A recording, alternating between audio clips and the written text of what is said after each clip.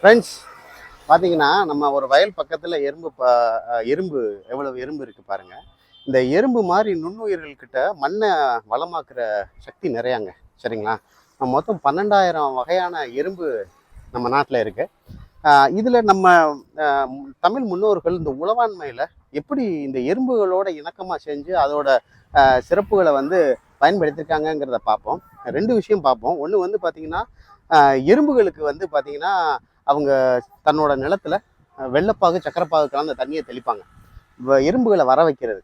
வர வச்சுட்டு அது அந்த சக்கரைப்பாகு தண்ணியை நல்லா குடிச்சிட்டு கெட்டது செய்கிற பூச்சியை பக்கத்தில் அழிச்சிடும். ஸோ பூச்சிக்கொல்லிக்கு உண்டான தேவைகளை வந்து அன்னைக்கு வந்து இல்லாமையே பண்ணியிருக்காங்க. இப்போ பார்த்துங்க, நம்ம பண்டைய உழவர்கள்லாம் அதை தான் ஃபாலோ பண்ணியிருக்காங்க. அதே மாதிரி ஒரு பெரிய கிணறு வெட்டணும், நல்ல நீர் சுவையான நீர் வரக்கூடிய கிணறு வெட்டணுங்கிறப்போ அவங்க என்ன பண்ணுவாங்க, முதல் நாள் மாலையில் நவதானியத்தை போய் அந்த கிணறு வெட்டக்கூடிய இடத்துல போட்டுருவாங்க.